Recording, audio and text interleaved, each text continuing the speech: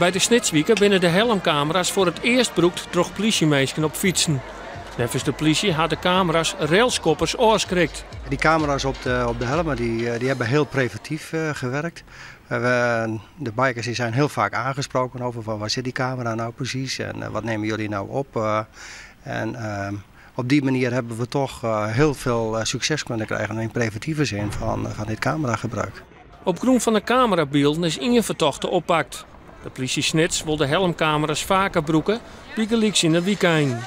Maar daar moet eerst toestemming voorkomen, want het lijkt gevoelig. Er zit natuurlijk altijd een privacykant aan dit verhaal.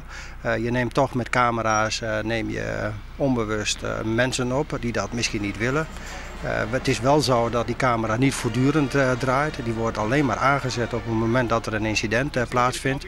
Zodat we ook een zo goed mogelijk beeld krijgen van de omgeving en de personen die daarbij betrokken zijn. Het is niet de bedoeling om allerlei mensen in de stad op te gaan nemen op camera's. De politie had in de Snitswiek een mijlkoor 44 mensen aangehouden. 2 daarvan zitten nog vast voor zware mishandeling.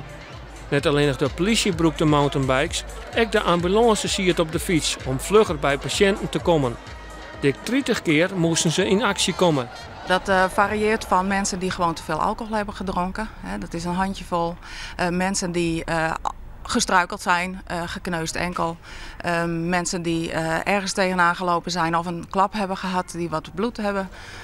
Dat soort verwondingen.